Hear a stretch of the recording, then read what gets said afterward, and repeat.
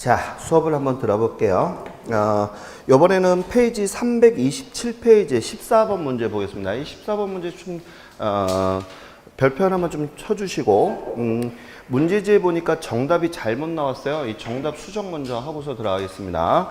정답에는 1번이 틀렸다라고 나왔는데, 정답 틀린 것을 5번으로 좀 바꿔주시고요. 자, 5번이 틀렸다. 이렇게 좀 바꿔주세요. 알겠죠? 자, 먼저 1번서부터 보겠습니다. 민간 자본 도입 방식에 옳지 않은 것 골라내라. 이렇게 해서 1번서부터 보겠습니다.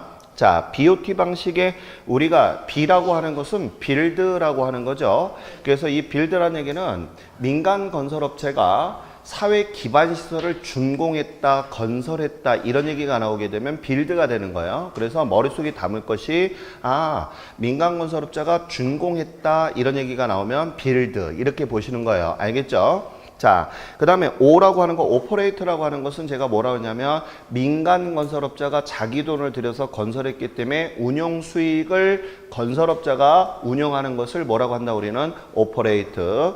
그 다음에 트랜스퍼라고 하는 것은 소유권을 정부에게 넘기는 것을 우리가 트랜스퍼다 이런 얘기를 하는 거죠. 그래서 T. 그 다음에 L이라고 하는 건 리스 방식인데 리스 방식은 뭐냐면 건설업자가 준공을 했는데 그 준공 시설을 누구만 이용하는 거냐면 정부가 이용하고 건설업자한테 임차료를 주는 방식을 우리는 뭐라고 한다? 리스 방식. 배웠었어요. 그 다음에 우리가 온이라고 해서 나온 게 있는데 온은 뭐냐면 우리가 소유권을 민간 건설업자가 정부에다 넘기지 않고 소유권을 민간 건설업자가 꾸준히 가지고 가는 것을 뭐라고 한다 우리는 온. 맞습니까? 그래서 우리 5가지에 대한 것은 꼭 담아야 됩니다. 자, 그러면 1번서부터 한번 밑줄 그으면서 한번 대답 한번 해볼까요? 자, BOT 방식은 자, 민간 건설업자가 스스로 자금을 조달하여 시설을 건설하고까지 밑줄을 쭉 한번 그어보시고요. 건설하고 나왔으니까 이건 뭐에 해당이 된다? B, 빌드에 해당이 되는 거죠. 그 다음에 일정 기간 소유 운영한 후 이렇게 나왔으니까 뭐가 된다? O. 그 다음에 사업이 종료될 때까지 국가지방자치단체에게 시설의 소유권을 이전한다에다가 밑줄 그으시고 이건 국가에다 소유권을 넘긴 거니까 트랜스퍼에서 T가 되는 거 맞죠? 그래서 BOT 방식 맞습니다. 자, 그 다음에 2번도 볼까요? 자, BTL 방식은 시설의 준공과 이런 얘기 나왔죠? 자, 에다 밑줄, 자, 준공이라는 얘기가 나왔으니까 B. 그 다음에 소유권을 누구한테 넘겼다? 국가나 지방자치단체에게 이전하고 이런 말 나와 있죠? 그럼 뭐가 된다? 이것은 T, 트랜스퍼가 되는 거죠? 그 다음에 그 시설을 누가 이용한다고 그랬어요? 국가나 지방자치단체가 이용한다고 그랬죠? 그러니까 뭐가 된다? L. 맞죠? 그래서 BTL 방식 2번도 맞는 짐은 3번 보겠습니다. 자, BTO 방식은 이렇게 나와 있죠? 시설의 준공에다가 밑줄. 자, 준공이라는 얘기가 나오면 뭐라고 한다? B. 맞아요? 자, B가 되겠고 그 다음에 소유권이 국가나 지방자치단체에 귀속된다 이렇게 나왔으니까 이건 트랜스퍼에서 T가 되는 거죠. 자, 그 다음에 사업 시행자가 정해진 기간 동안에 시설에 대한 운영권을 가진다 이렇게 나와 있죠. 그러면 이건 뭐가 되는 거야? O. 맞습니까? 자, 그래서 3번도 맞는 얘기가 됐어요. 4번 BOO 방식이라고 나와 있죠. 그럼 BOO 방식에 보니까 ON이라고 중간에 껴있죠. 그러면 이건 누가 소유권을 갖고 있는 거야? 민간 건설업자가 계속 가지고 가는 거죠. 자, 그러면 볼까요? 시설의 준공과 에다 밑줄. 자, B가 되는 거죠. 그 다음에 소유권과 운영권을 갖는 방식이다 라고 그랬으니까 이거 BOO 방식 맞습니까? 그래서 1, 2, 3, 4번 이런 것들은 지문으로 시험에 자주 나왔던 방식이니까 꼭 기억하셔야 됩니다. 자, 그럼 5번이 왜 틀렸는가 잠깐 볼게요. 지문이 좀 그지같이 나왔어요. 이게 기출시험에도 이렇게 나왔는데 한번 볼게요. 자, 최종 수요자로부터 투자비 회수가 어려운 시설을 하고 거기다가 준공까지 좀 적어줘요. 시설을 준공했다는 말을 써줘야 되는데 시설을 이렇게 하고 생략을 해버린 거예요. 그러니까 수험생들이 여기가 헷갈리는 거죠. 시설을 준공했다 그래서 거기가 뭐가 되냐면 B 이렇게 들어가는 거예요. 그 다음에 정부의 사용료 지급이다 이렇게다가 밑줄. 자, 정부가 사용료를 지급한다니까 누구만 사용하는 시설이야? 정부만 사용하는 거 맞죠? 그러면 정부가 사용료를 내고 정부만 사용하는 거니까 리스 방식 맞습니까? L이라고 해서 나와야 되겠죠? 자, 그 다음에 거기 보게 되면 정부가 사용하고 정부가 소유권을 갖는 거죠. 그래서 거기 보면 정부의 사용료 지급에 따른 민간인의 수요 위험이 배제되는 형태라고 그랬는데 말을 그지같이 써놨는데 정부의 뭐라고 자 민간인의 수요 위험이 배제된다는 얘기는 바꿔 말해서 무슨 얘기냐면 이런 얘기입니다. 민간인이 사용하지 않고 누가 사용한다? 정부가 사용하니까 민간인이 집세를 안 내는 위험이 배제된다. 그럴 위험이 없다. 이런 얘기를 딱 그 합축적으로 표현을 한 거예요. 무슨 말인지 알겠어요? 그래서 민간인이 임차료를 안 낼 위험이 없는 거 이런 얘기예요. 그러니까 누가 사용료를 내고서 누가 쓴다는 얘기야. 정부가 사용료를 내고 정부가 쓴다는 얘기를 말을 진짜 어렵게 해놓은 말이에요. 무슨 말인지 알겠죠? 그래서 그 내용이고 그 시설은 학교나 건물, 동사무소 뭐 여러 가지 나오죠. 즉 공공재 이런 얘기는 정부가 쓰는 건물 맞습니까? 그래서 이것은 뭐냐 하면요. 이런 얘기예요. 자, 학교라든지 이런 공공재 같은 것은 누구의 땅에다가 짓는 거죠, 보통? 우리 학교나 보건소 이런 거 전부 다 누구 땅이야? 공공재의 용지잖아. 공공용지잖아. 그럼 이거 누구 땅이야? 국가 땅이잖아. 맞아요? 그 다음에 근데 시설은 보건소라든지 학교는 누가 지어준 거야? 민간건설업자가 지어준 거 맞죠? 그래서 머릿속에 한번 정리 좀 한번 해봐요. 건설했죠? B. 맞아요? 그 다음에 어떤 시설을 해줬어요? 공공재를 지어준 거잖아. 누구 땅에? 정부 땅에다가. 맞아요? 그래서 BTL 방식이 된 거예요. 근데 말을 갖다가 그지같이 어렵게 쓰니까 수험생들이 좀 많이 어렵지 않았나 싶어요. 맞습니까? 자, 그래서 5번이 틀린 것이 되는 겁니다. 5번에는 무슨 방식이라고 해요? 시작. BTL 방식이라는 거 꼭 알아두시기 바랍니다. 자, 그 다음에 15번 문제로 들어갑니다. 자, 15번에 개발의 유형에다가 밑줄 좀 그어주세요. 개발의 유형. 자, 개발의 유형. 자, 우리가 이게 있어요. 개발이라고 하는 것은 아까도 제가 말씀드린 것처럼 뭐가 있냐면요. 자, 건설업자가 돈이 되는 것, 돈 되려고 하는 것이 개발이라고 그랬었죠. 자, 그러면 이때 개발을 하는 데 있어서 어떤 개발의 형태가 있냐면 제가 혹시 기억나세요? 보수개절이다. 이렇게 했던 거 기억나십니까? 철거 재개발 한다고 그래서 보수개절 했던 거 기억나세요? 그래서 제가 이게 보라고 하는 게 가장 뭐라고 그랬다? 소극적인 것이고 얘는 가장 뭐라고 그랬다? 적극적인 것이다. 이렇게 얘기했던 거 기억을 하셔야 되는데 이게 뭐냐면 철이라고 하는 것은 철거 재개발을 얘기하는 거예요. 그러면 가장 적극적이라는 얘기는 뭐냐면 토지에 있는 건물들을 싹 밀어버리고 새롭게 짓는 것을 뭐라고 한다고 우리는 철거 재개발이 되는 거예요. 그러니까 가장 적극적인 개발이 되는 것이고 그 다음에 여기 개량이라고 나와 있죠. 개량 재개발은 뭐냐 하면 이런 얘기예요. 하나의 지역에 이거는 완전히 밀어버린 거라고 그랬죠. 새로운 시설을 갖다 만드는 거예요. 이거는 자 새로운 시설을 갖다가 자 시설을 만드는 것이고 이 개량이라고 하는 것은 어떤 거냐면 이런 얘기예요. 자 지금 여기 지역의 주민들이 막 이렇게 살고 있어요. 근데 이 지역 주민들이 처음에는 없었는데 지역 주민들이 막 늘어난 거야. 알겠어요? 그러니까 이 지역 주민이 많아지니까 이 안에 뭐가 있어야 돼? 자 예를 들어서 동사무소를 옆에 동까지 버스를 타고 가니까 불편하잖아. 그래서 어떻게 한다? 국가는 인구가 어느 정도 되니까 여기다 뭘 만들어? 동사무소도 만들어야 되겠죠? 맞아?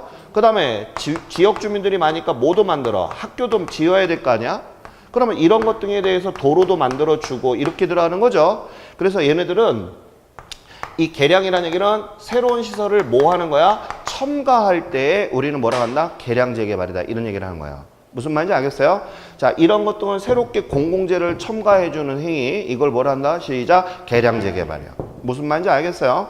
자, 그 다음에 수라고 하는 것은 뭐냐 하면 수복 재개발이라고 하는데 수복은 뭐냐 하면 미래를 갖다가 우리가 봤을 때 이런 거 있죠. 수라고 하는 것은 우리가 위험에 대해서 대비를 해서 자, 위험이라든지 위험 대비라든지 아니면 너무 노후화돼 가지고 이런 것들을 시설을 대체시켜 주는 것을 우리는 뭐라고 하냐면 수복이야.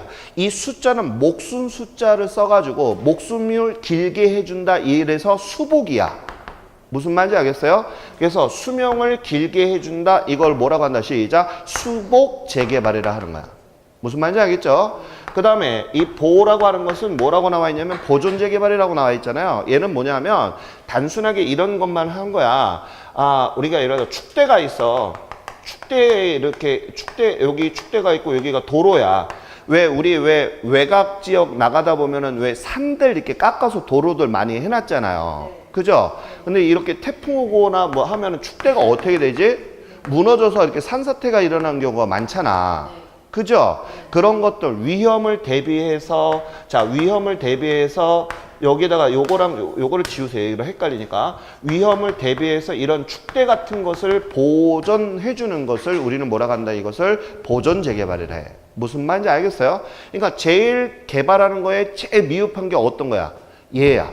그래서 얘를 뭐라고 한다 우리는 위험 대비인 것만 살짝 바꿔주는 거니까 얘는 가장 뭐라고 한다? 소극적인 개발이라고 하는 거야. 무슨 말인지 알겠죠? 그래서 소극적인 개발의 순서, 자, 가장 소극적인 건 뭐라고 한다? 보전. 그 다음에 수복. 그 다음에 뭐라고 한다? 개량. 그 다음에가 철거. 그래서 제가 이거 네 글자로 머릿속에 담으라고 그랬어요. 보수, 계절. 기억하실 거예요. 공부도 안 해오면 안 돼. 무슨 말인지 알겠어요? 자, 그래서 그런 내용들을 15번 문제에서 나온 건데 한번 보겠습니다. 1번 사전의 노후 불량화의 진행을 막기 위해서 그 다음 밑줄 가장 소극적에다가 밑줄 자, 가장 소극적인 도시 재개발이 밑줄 철거 재개발이라면 이렇게 나왔네. 틀렸지? 가장 소극적인 것은 뭐라고 그랬어? 보존이라고 그랬잖아. 그지? 그 다음에 쭉 읽어보다가 보니까 그 세 번째 줄에 가장 가장 적극적인 에다가 밑줄. 자, 아까 내가 가장 적극적인 것은 뭐라고 그랬어? 시작. 철거 재개발인데 지금 뭐라고 나와있지? 보존 재개발이라고 해서 틀린 거야. 그러면 아까 철거하고 보존이 말이 뭐 한 거야? 바뀐 거지? 네. 그래서 1번이 틀린 겁니다. 이런 내용들을 공부도 하나도 안 해오게 되면 눈 뜨고 자는 지문이야. 그러니까 공부를 하라는 얘기예요. 무슨 말인지 알겠어요? 2번 개량 재개발에다가 밑줄. 자, 아까 개량이라는 얘기는 새로운 시설을 첨가한다라고 했었잖아. 그지? 자, 그래서 거기 봐봐. 기존 시설의 확장 개선 또는 새로운 시설을 첨가까지 밑줄. 새로운 시설을 첨가에다 밑줄. 하고 끊어. 그러면 개량 재개발 맞지? 네. 그지? 자, 기존 물리 환경의 질적 수준을 높여 도시기능을 제고시키고자 하는 것은 철거 재개발에다 밑줄. 자, 우리가 도시 개발에 있어서 이런 얘기인데 아까 제가 이 말을 갖다 좀 고상하게 썼지만 이것은 뭐라고 하냐면 철거 재개발이 아니라 뭐라고 한다 이거? 수복 재개발을 얘기하는 거예요. 자, 수복 재개발이라는 얘기는 목숨 숫자를 써서 제가 수명을 뭐 한다고 그래서 늘려주는 행위를 한다는 게 수복이라고 그랬잖아. 그래서 거기 보게 되면 이렇게 질적 수준을 높인 거라든지 이런 것들도 수복에 해당이 되는 겁니다. 자, 그 다음에 그래서 틀렸고요. 3번은 맞아. 거기 보면 주거 환경 개선 사업에다가 밑줄. 주거 환경 개선 사업이에요. 자, 그러면 도시 저소득 주민이 집단으로 거주하는 지역으로서 정비 기반 시설이 극히 열악하고에다 밑줄. 자, 이게 무슨 얘기냐면 이런 얘기야. 지역 주민이 이렇게 살고 있어. 주택은 자기 소유권이니까 새로운 다 새 집이잖아. 맞죠 이거? 근데 공공재가 지금 오래돼가지고 열악한 거야. 알겠어요? 그러면 이 공공재 시설을 다시 뭐 해야 되겠어? 업그레이드 해줘야 되잖아. 그것을 우리가 뭐라고 얘기하느냐 하면 거기 봐봐. 주거 환경 개선 사업이라고 나왔지? 그것을 우리가 주거 환경 개선 사업이야. 그러면 거기 좀 이따가 보게 되면 4번하고 5번 이거 지금 3, 4, 5번은 공법 시험 문제야. 이거는 공법에서 다 배운 내용이야. 한번 봐봐. 주거 환경 개선 사업은 머릿속에 노트 정리해. 공공재를 뭐 하는 거야? 업그레이드 해주는 거야. 그래서 지금 뭐라고 나왔어? 정비 기반 시설이 극히 열악하고 노후 불량된 건축물을 이런 얘기지? 개선하는 사업이다. 이게 주거 환경 개선 사업이야. 알겠습니까? 무엇을 업그레이드 한다고 그랬어 내가 지금? 공공재 시설을 업그레이드 해주는 게 주거 환경 개선 사업이야. 자, 맞는 지문이 되겠고요. 4번 봐봐. 요번에는 지금 뭐라고 나왔어? 도시 환경 정비 사업에다 밑줄 걷어요? 그러면 이게 도시 이렇게 나왔잖아. 도시 환경 정비 사업이라고 나온 것은 머릿속에다가 합축된 용어에다가 집어넣어. 자, 도시라고 나왔지. 그럼 질문. 도시 환경이라고 했잖아. 그럼 도시에는 주택이 많겠어? 상업지역, 공업지역이 많겠어? 상업지역하고 공업지역이 많은 거야. 그래서 여기에서 이 도시 환경 정비 사업은 밑줄 주거지역에서에다가 밑줄 그시고 주거지역이 아니라 알겠습니까? 상업지역이나 공업지역이 낙후돼서 그쪽 지역을 싹 뭐 하는 거야? 개발시켜 주는 거야. 그게 주거환경 사업이야. 무슨 말인지 알겠어요? 그 다음에 5번 봐봐. 주택 재건축 사업이라고 나왔지? 그다 밑줄.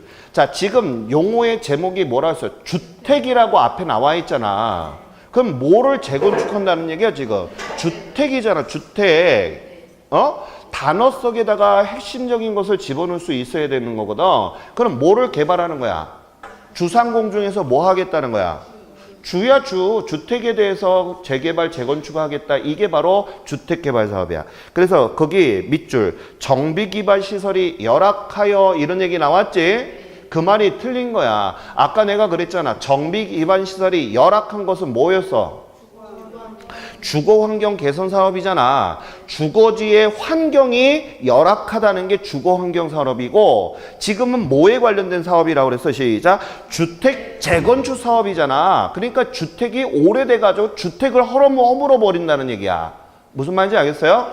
근데 지금 뭐가 열악하다고 그랬어? 정비 기반 시설이 열악하다는 얘기는 공공재 시설이 열악하다는 얘기지? 그 말이 틀린 거야. 공공재 시설은 오히려 좋은데 그 주변에 주택이 오래돼가지고 이거 싹 뭐 하겠다는 거야? 개비하겠다는 얘기야. 무슨 말인지 알겠어요? 이거 다 공법 시간에 배웠을 건데 배웠죠 이거? 그 내용을 갖다가 공법도 이런 식으로 해서 핵심 단어를 집어넣고서 아 이건 뭐다 이거 시험이 자주 나오는 내용인데 꼭 담아주시기 바래요. 이건 사실 공법 문제야. 맞아요 이거? 알아두세요. 자, 그 다음에 16번 문제도 별표. 개발 과정에다 밑줄, 그 다음에 위험에다가 동글뱅이. 자, 우리가 이 워포드라는 학자가 위험에 대한, 개발에 대한 위험을 세 가지를 얘기했어요. 법률적, 그 다음에 우리가 시장, 그 다음에 비용 위험이라고 해서 세 가지를 워포드가 얘기를 했는데, 먼저 우리가 법률적 위험은 꼭 어떤 말이 나와야 되냐면 투자론에서도 배웠던 것처럼 정책이나 규제 이런 말이 들어가 있으면 법률적 위험에 해당이 되는 거예요. 자, 예를 들어 봅니다. 자, 예를 들어 수영이가 이마를 샀는데 알겠습니까? 그 지역이 군사보호시설로 해서 용도의 다양성을 제대로 활용을 못했다면 이것은 무슨 위험에 해당이 된다? 법률적 위험에 해당이 되는 거야. 무슨 말인지 알겠어요? 또 하나 이런 거 있어요. 자, 여기 물어보겠습니다. 자, 정부는 대출 규제를 강화하기 위해서 LTV하고 DTI를 규제를 강화하였다면 이 위험은 금융적 위험이라 한다. OX. X야. 분명히 앞에서 뭐라고 했어? 대출 규제를 강화한다고 그랬잖아. 이렇게 규제나 정책이나 이런 얘기가 나오면 금융적이라고 오해할 수 있잖아. 이건 법률적 위험이야.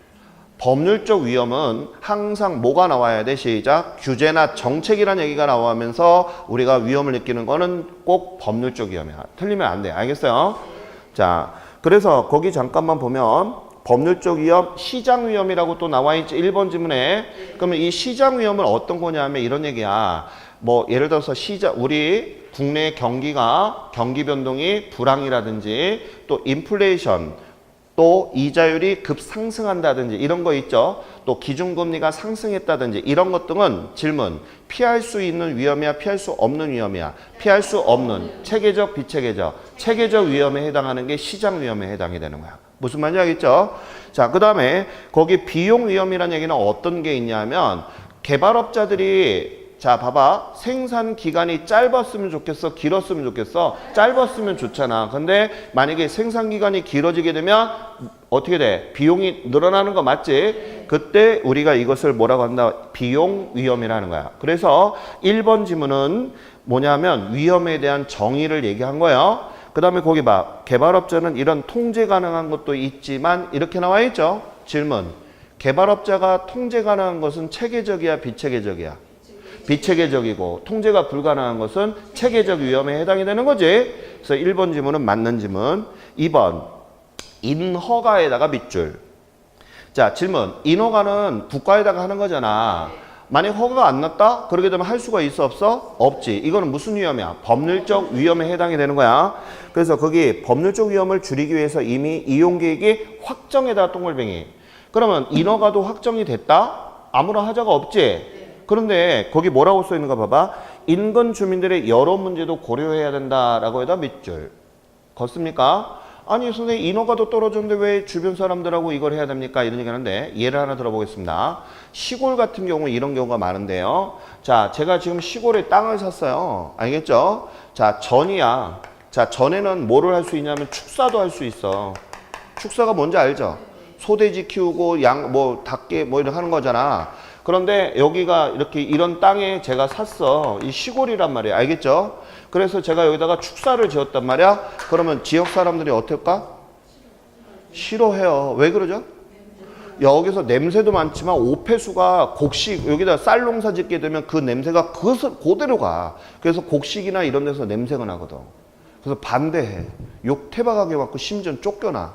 무슨 말인지 알겠죠? 그래서 항상 뭐든지 뭐를 잘해야 돼? 주변 사람하고 어울리길 잘해야 돼. 또 하나 뭐가 있냐? 이런 경우도 있어. 자, 내가 지금 땅을 이만큼 샀다. 근데 여기 주택을 이렇게 이제 막 주택이 막 나열돼 있는 거야. 알겠죠? 길이 이렇게 있고. 그런데 내가 여기다가 새로운 건물을 지을 거 아니에요. 싹 밀어버리고. 그럼 건물이 막 올랐으니까 내 땅에 내가 내 건물 짓는데 뭔 상관이야. 그런데 옆에 막 뚫고 작업하게 되면 옆에 어떻게 돼? 시끄럽지? 또 옆에 조망권도 있지? 그 다음에 또 뭐도 있어? 건물의 금이가 옆에서 공사하게 되면. 맞아 안 맞아?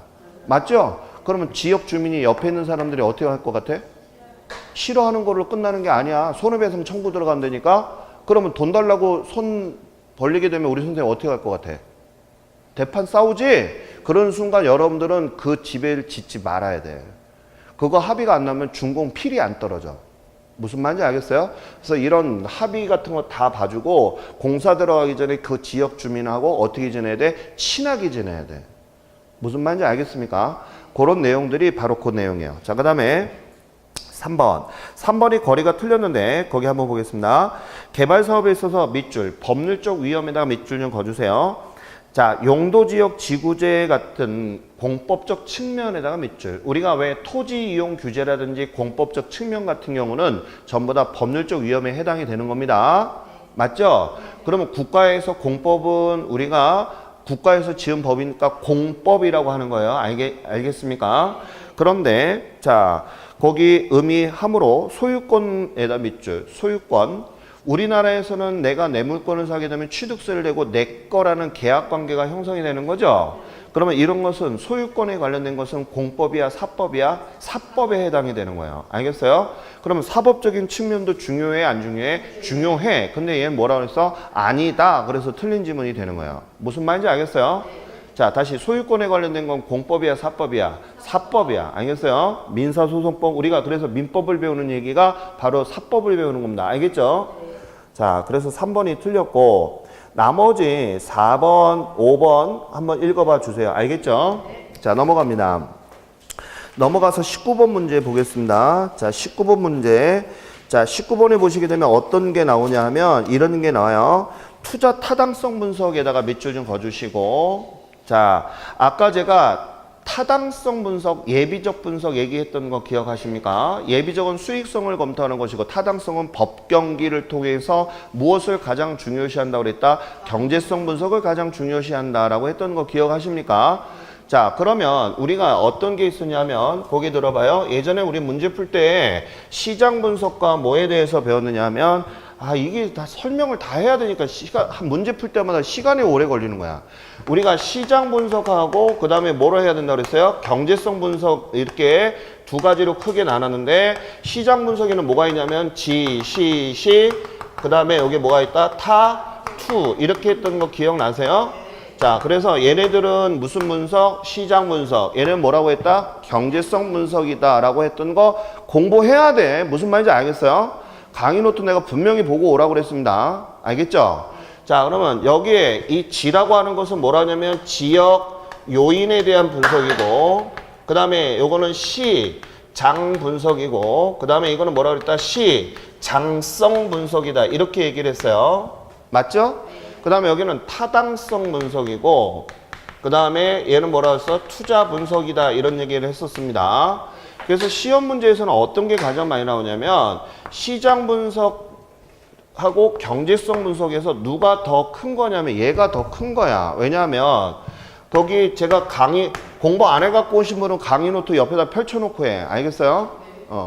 자, 그러게 여기 보게 되면 부등호 표시가 이렇게 표시가 돼 있을 거예요. 강의 노트에. 그 말은 뭐냐면 얘가 더 크다는 얘기야. 그럼 뭐가 더 크냐 이런 얘기인데, 바로 우리가 지역 요인 분석을 한다 이런 얘기는 뭐냐면 이런 얘기예요. 그 지역의 수요자들에 대한 요인 분석을 하는 거야.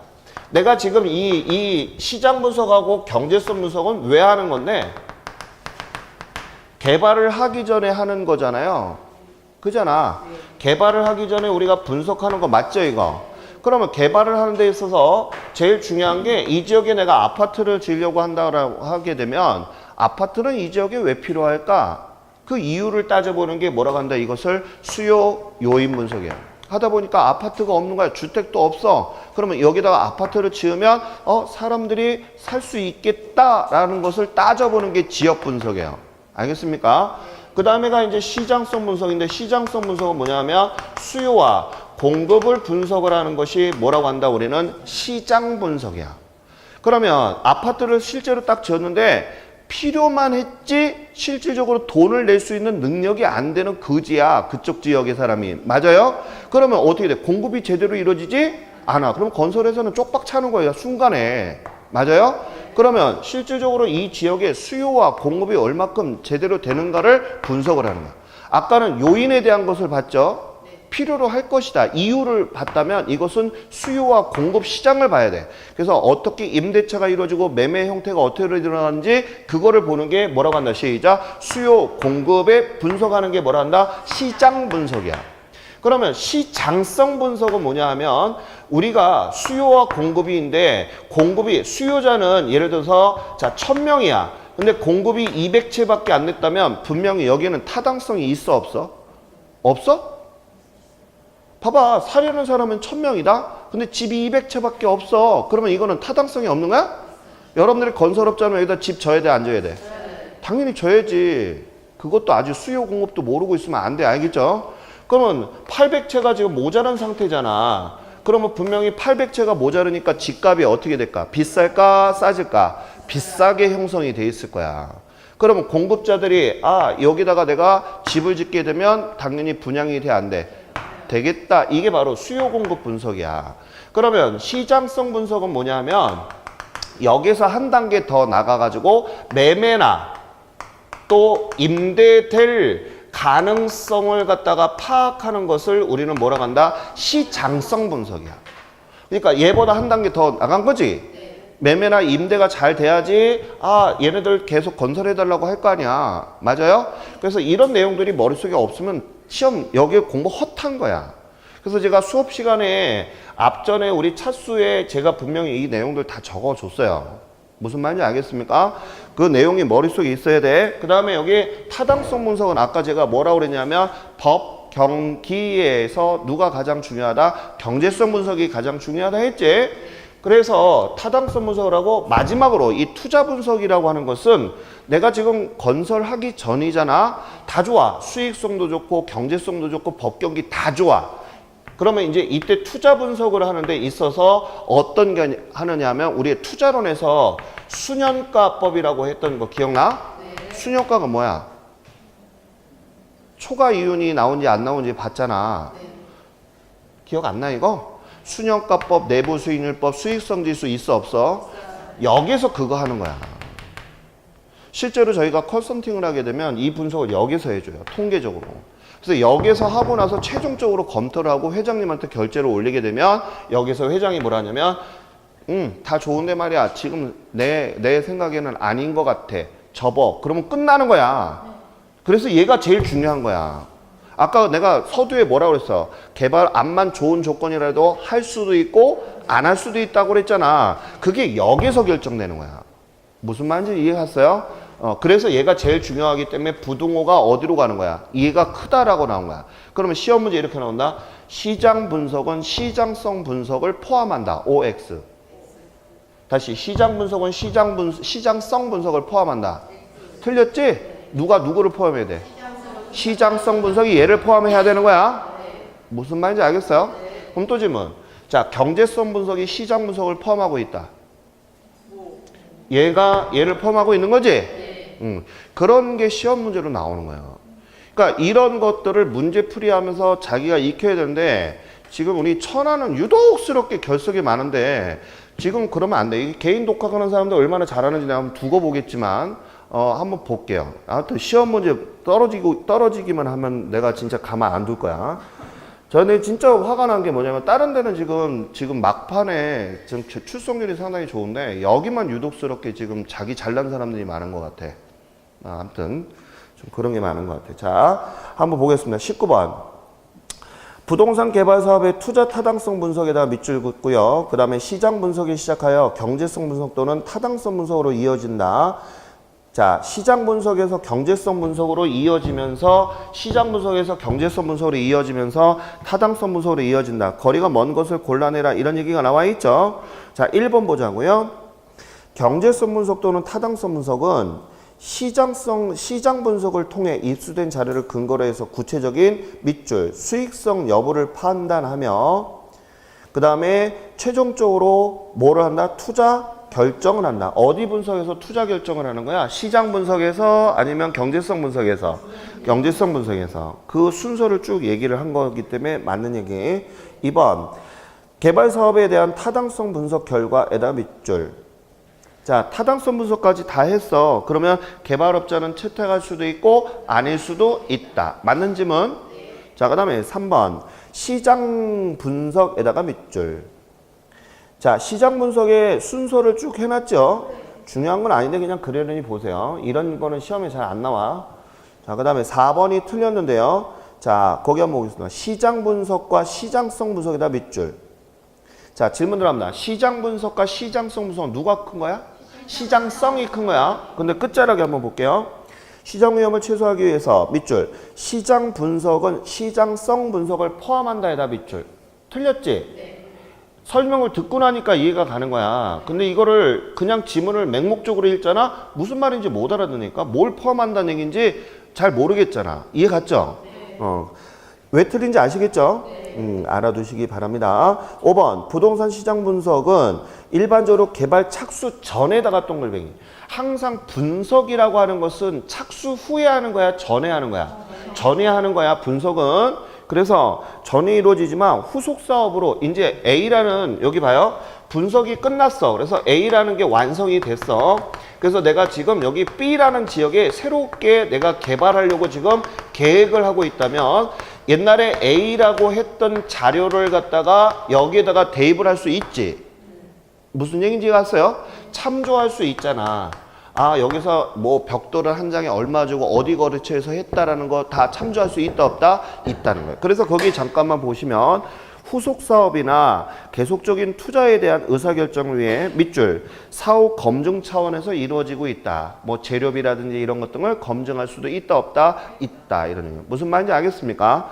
자, 맞는 얘기. 자, 그 다음에 20번 문제는요. 제가 지문만 잠깐 좀 보고 넘어갈게요. 자, 부동산 시장 분석에 옳지 않은 것을 골라라 그랬는데 4번이 틀렸는데 자, 밑줄 한번 거볼게요. 수요자 특성에 따라 동질적 집단까지 밑줄. 나누는 것은 이렇게 나와 있는데 자, 우리가 이런 얘기가 있어요. 자, 이 설명이 보게 되면 STP 전략이라고 하는 것을 배운 적이 있어요. 이게 우리가 시장 점유 마케팅이다 이렇게 얘기를 하는 건데 STP 전략이라고 하는 게 뭐냐면 세그멘테이션이라는 얘기는 시장에 뭐라고 한다? 세분화 이런 얘기를 하는 거고요. 그 다음에 T라고 하는 것은 타켓을 정한다 이런 얘기거든요. 그래서 타켓이라는 얘기는 내가 어디 부분을 하겠다 이런 얘기예요. 그래서 내가 타켓을 정했다. 표적을 정하겠다 이런 얘기예요. 그 다음에 P라고 하는 것은 무슨 뜻이에요? 예, 포지셔닝 해가지고 내 위치적인 것을 하겠다 이런 얘기거든요. 하나 예를 들어 보겠습니다. 즉 위치도 있지만 내가 어디에 위치해서 내가 뭐 개발을 하겠다 이런 것도 있지만 이 포지셔닝이라고 하는 것은 공급에 있어서의 뭐를 얘기하냐면 차별화를 얘기하는 것이 바로 포지셔닝이라는 뜻이에요. 그러면 예를 하나 들어봅니다. 자, 시장 점유 마케팅이라고 했어요. 그러면 시장 점유 마케팅에 대해서 제가 한번 해볼게요. 이 시장 점유 마케팅에는 STP 전략도 있고요. 그 다음에 포피 믹스도 같이 들어가 있어요. 자, 이것도 정리 한번 해볼게요. 자, STP 전략과 포피 믹스를 우리는 뭐라고 한다? 시작. 시장 점유 마케팅이야. 그러면 제가 요 설명하고 그 다음에 요거 잠깐 좀 설명할게요. 자, 위치, 공급의 차별화 이렇게 했는데 제가 예를 들어 옷 장사를 합니다. 그러면 옷이라고 하는 것은 연령대별로 다 틀리지, 입는 스타일이. 그래서 0세서부터 10세까지, 11세서부터 뭐 20세까지 해서 100세까지를 우리가 어떻게 돼? 나이에 따라서 옷이 다 다르잖아. 디자인이나 뭐 맵시나 이게 다 다르잖아요. 맞아요?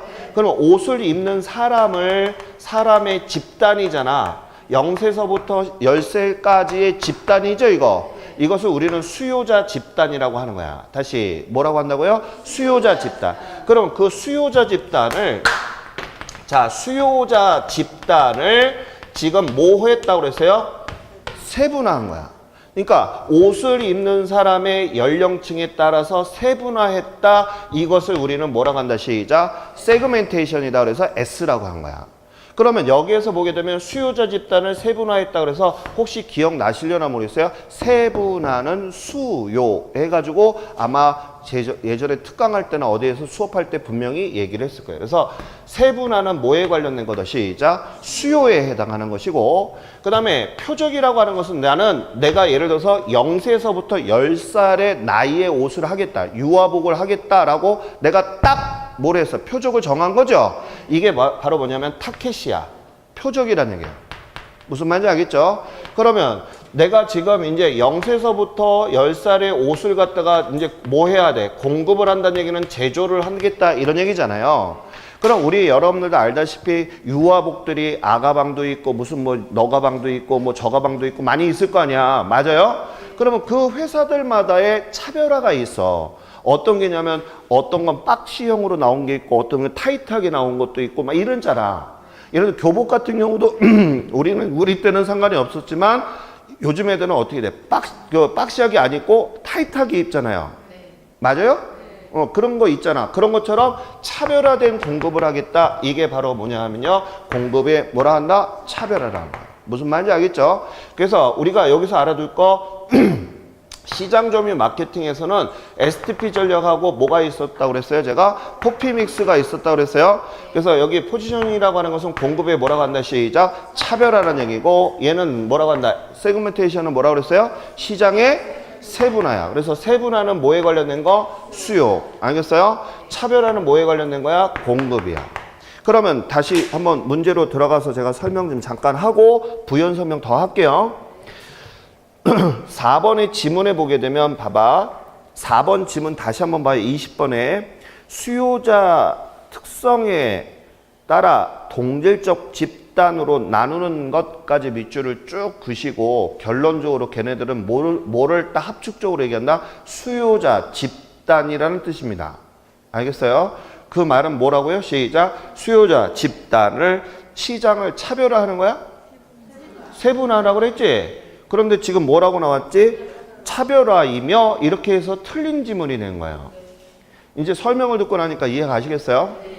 그 다음에 부동산 상품에 따라 표준화된 부분 시장을 확인하는 것, 이 표현을 이렇게 해놨지만 사실 이건 바람직하지 않아. 너무 추상적인 말을 써놓은 거야. 지금 공급에 대한 뭐 하는 거야? 지금 차별화라고 나와야 되는 거죠.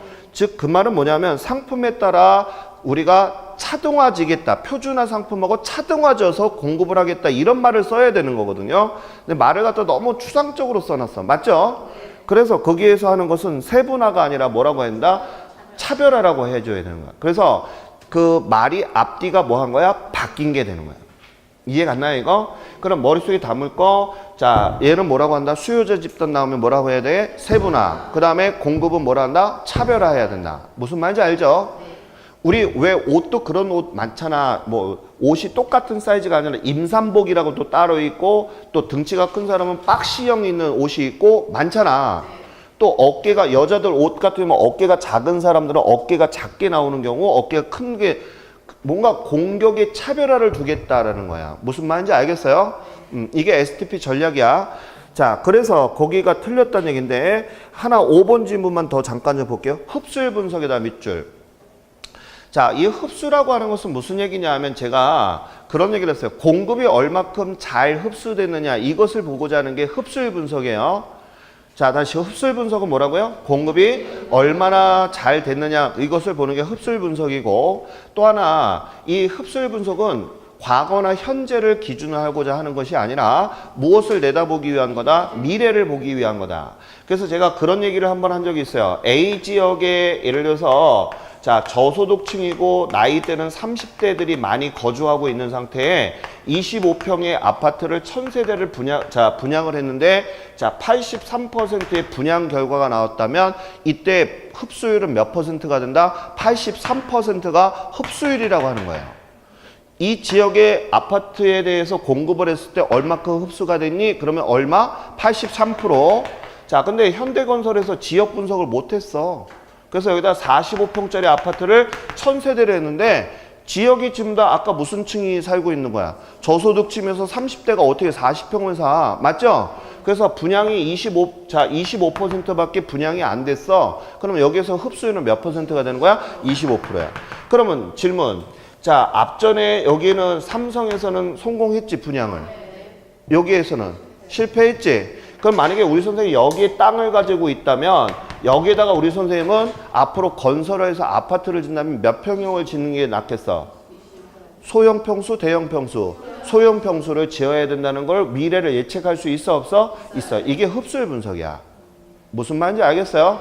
그럼 흡수율 분석 머릿속에 노트 정리해. 흡수율 분석은 공급이 얼마큼 흡수되는 것을 판단하는 게 첫 번째 분석하는 이유야.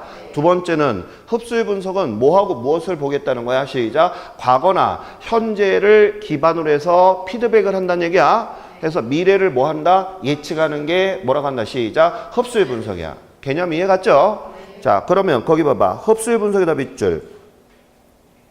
그 다음에 쭉 읽어보면 미래를 정확하게 파악한다 또는 예측한다 이런 얘기가 나오면 맞는 질문이야. 알겠어요? 그럼 여기 잠깐 좀 우리가 마케팅 얘기가 나왔으니까 이 마케팅도 설명 좀 잠깐 좀 하고 들어갈게요. 여기 봐요. 자, 우리가 마케팅의 역사에 대한 것이 시험 문제에 가끔 나오는 경우가 있습니다. 그러면 여기 제일 먼저 이 마케팅의 역사에 대한 거 잠깐 좀 짚고 넘어갈게요. 제일 먼저 나온 게 시장 점유 마케팅이 제일 먼저 나오게 됩니다. 그럼 선생님, 시장 점유 마케팅은 뭐예요? 이게 또 궁금하잖아. 그럼 이 시장 점유 마케팅은 어떤 마케팅이냐면요, 공급자 주도야. 공급자 주도 시장이다, 이렇게 얘기를 해. 이 말이 뭐냐면 이런 얘기야. 예전에는요, 70년대, 80년대 우리나라를 하나 사례를 들어볼게요. 전쟁이 끝나고 나서 새마을운동이 막 일어나기 시작을 했어. 그리고 너도 나도 일어나가지고 막 건설행위를 막 하죠. 그러다 보니까 전쟁 이후에 물자도 다 귀하잖아. 그래서 제조업자들이 물건을 만들면 군소리 안 하고 뭐 했어? 썼어. 무슨 말인지 알겠어요? 그때는 뭐 디자인이고 이런 거 개코나 필요가 없어. 물건 사서 쓰는 게 중요한 시대야. 맞죠, 이거? 돈이 없으면 안 사는 거고 있으면 샀잖아. 그래서 디자인이고 뭐고 상관없이 제조업자가 물건을 만들면 소비자들은 군소리 안 하고 다 샀어. 그러니까 누가 갑이고 누가 을이야? 공급자가 갑이야. 알겠어요? 근데 세월이 흘렀어. 알겠습니까? 세월이 흐르면서 어떻게 됐지? 소비자들이 눈이 뭐 했죠? 높아졌어. 자, 이왕 똑같은 가격이라면 디자인이 이쁜 거, 또 효용도가, 만족도가 높아야지만 사는 거잖아. 우리 마트에 가면은 똑같은 가격이라면 좋은 거 사잖아. 아니야?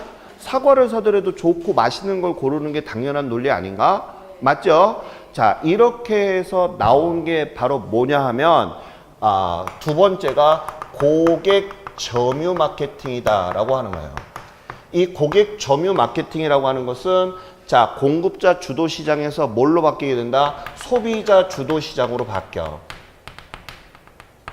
알겠습니까? 다시 공급자에서 뭘로 바뀌었다고요? 소비자가 왕이 되는 시대가 돼. 그러면서 우리나라의 대기업 중에 LG가 바로 그때서부터 뭐라고 하냐면 고객 감동 이런 얘기를 나오게 되는 거예요. 고객을 감동하는 물건을 팔겠다 이런 얘기죠. 무슨 말인지 알겠어요? 그러면서 소비자 위주의 시장으로 바뀌어. 그러면 이 소비자 고객 점유 마케팅의 대표적인 게 뭐냐면 아이다야. 알겠습니까? 이거 지금 시험에 다 나오는 내용들이에요. 알겠죠? 이게 다 경영학계로는 다 들어가 있는 얘기인데, 자, 아무튼, 자, 여기 제가 STP 전략 설명했죠? 그 다음에 퍼피믹스도 어디에 해당이 되는 거야? 여기에 해당이 되는 거야. 그 다음 아이다 전략은 어디야? 여기죠? 그 다음에 이 상태에서 이제 소비자가 주도가 됐죠? 근데 이제 제조업자들이 반성을 하기 시작해. 옛날에는 지네들이 물건만 만들면 다 군소리 안 하고 쓰다가 소비자 위주로 바뀌었지? 근데 제조업자들이 어떤 놈이 있냐면 이런 게 있어. 물건 대충 해서 팔기만 하자. 이런 그 썩어 빠진 생각을 많이 하잖아. 맞죠? 하다 보니까 소비자가 한 번 속지 두 번 속지 않죠? 그럼 질문. 자, 우리 선생님 지금 그 옥션이나 이런 데 보게 되면 대형 TV들이 많이 있습니다. 예를 한번 들어볼게요. 65인치 TV를 한번 설명을 할게요. 자, LG에서는 지금 얼마에 하냐면요. 150만 원에 팔고 있어요. UHD. 자, 근데 이름도 못 들어본 X사에서는 얼마냐면요. 이 절반값에 팔고 있어요. 그러면 우리 선생님 어느 거 사요? LG 거 사요? X사 거 사요? LG 거 사요. 그 이유가 뭐죠? 네? 브랜드요? 아니에요. 물론 브랜드도 있죠. 제일 중요한 게 뭐죠? AS예요. 고객을 계속하죠. 자, 하나 물어볼게요. 제가 세탁기를 세탁기 얘기 한번 한 적이 있었죠. 세탁기 요즘에 저는 이제 결혼 지금 이제 저도 20년 차가 됐는데 혼자 총각대 다 갖고 있었어. 모든 장비를 다 갖고 있다가 17년 차에 다 바꾼 거예요. 결혼하고. 그대로 썼어요, 전요. 너 올 때 그냥 몸으로 와. 그래가지고 그 돈으로 저축을 해서 쓰는 거예요.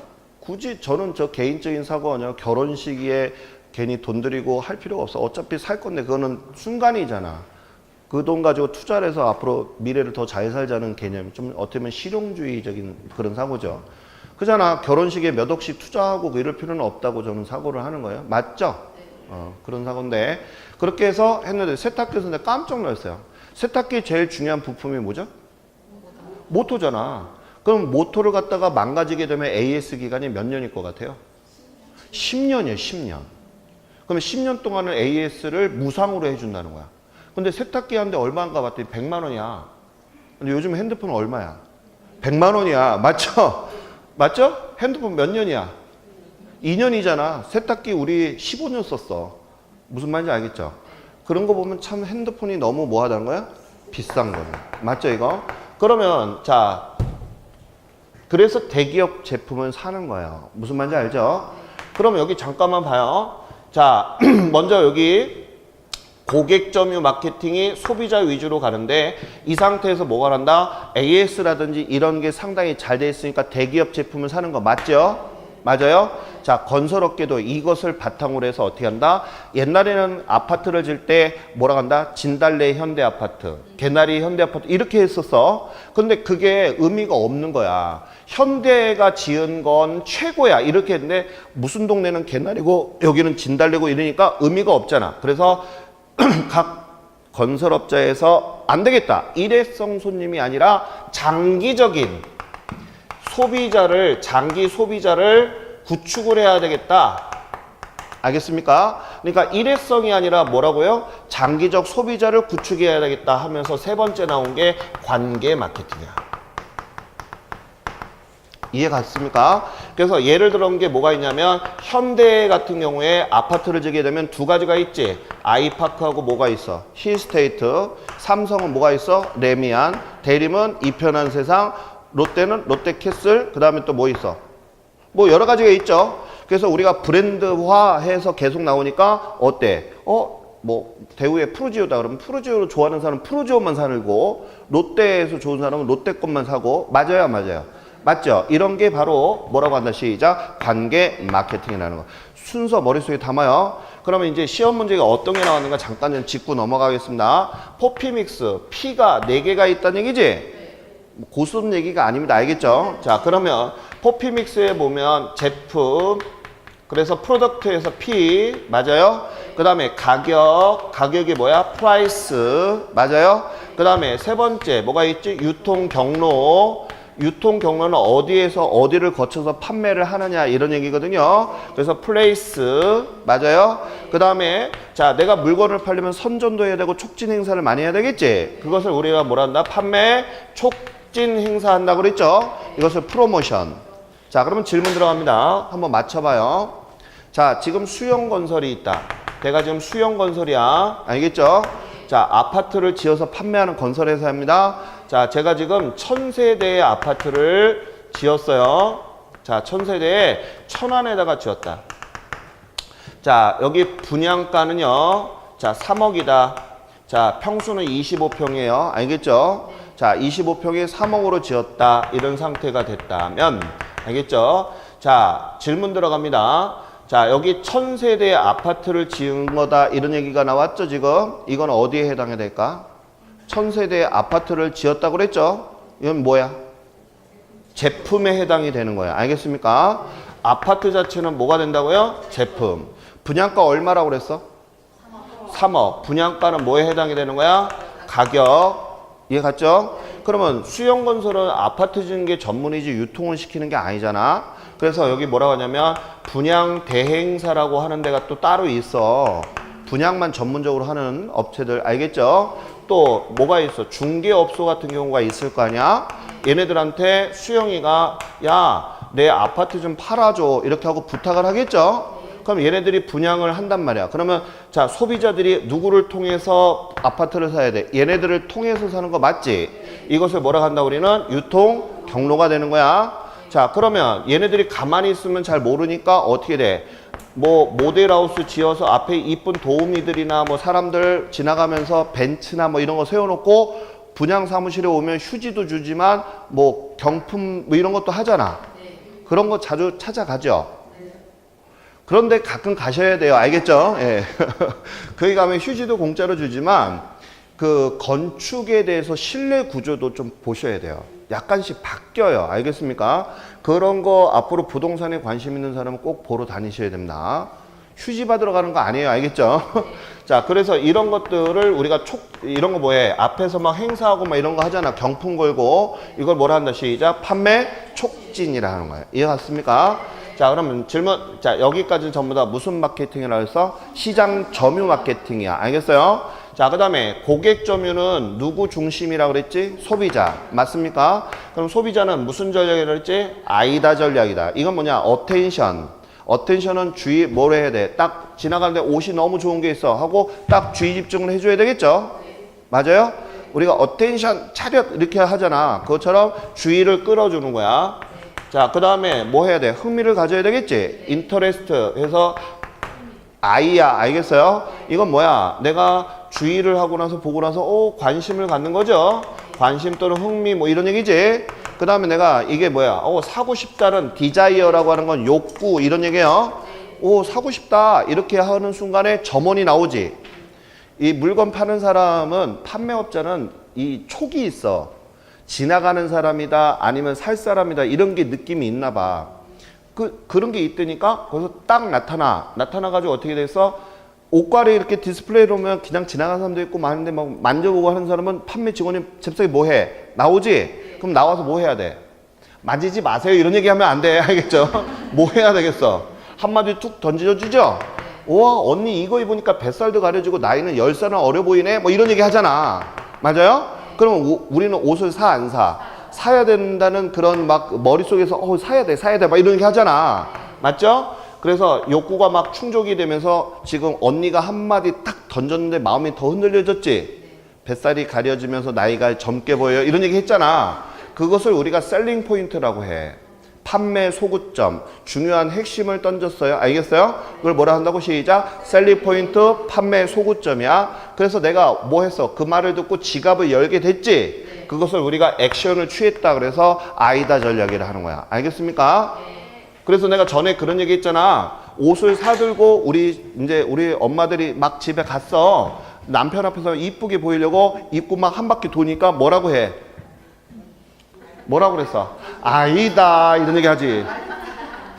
내가 그 얘기를 똑같이 했더니 광주에서는 그래. 야 똥가루 날린다 얘. 그러면서 아무튼 무슨 얘기인지 알겠어요 지금? 똥가루 날리는 것만 하고 이거 까먹으면 안 돼. 알겠어요 이거 지금? 자 아이다 전략이 어디에 해당이 되는 거야 이거 지금? 고객 점유 마케팅에 해당이 됩니다. 이거 다 책에 강의 노트에 다 있는 내용이에요. 자 그래서 그 내용들 알아두시고 넘어갑니다. 자 넘어가서 21번 문제. 자 21번 문제 같은 경우는요 아까 다 했던 그 복습하는 문제니까 꼭 풀어보세요. 자 그 다음에 거기 보게 되면 부동산 관리에 자 부동산 관리에 있는 것 좀 봐야 되겠네요. 자 1번 문제 보겠습니다. 부동산 관리에다 밑줄 조금만 더 할게요. 자 옳지 않은 것을 골라내라는데 이제 여태까지는 우리가 개발에 대한 문제를 쭉 풀었어요. 지금서부터는 뭐에 관련된 거야? 관리야. 관리는 물리적 형태가 변형이 있다 없다? 없는 거야. 자 그러면 거기 보니까 1번의 지문에 보면 부동산 관리는 도시화 현상, 건축기술의 발달, 부재 소유자 증가 등으로 필요성이 커지고 있다라는데 자 우리가 이 관리라고 하는 게 어떤 경우가 있냐면 이런 경우가 우리가 전통적으로 많아. 다세대 주택을 제가 3층짜리를 갖고 있다. 그러면 1층, 2층인데 집주인이 3층을 살면서 1층, 2층을 전세 주는 경우가 많죠. 그죠? 이런 경우가 제일 허다하게 많잖아요. 그죠? 근데 이제 현대사회에서는 어떤 경우가 있냐면 자 이렇게 집에서 주거하는 형태, 집주인이 주거하는 형태도 있지만 돈이 많아진 사람들은 건물을 사는 경우도 있잖아. 그럼 건물은 거주용이 있고 비거주용이 있는 거 알고 있죠?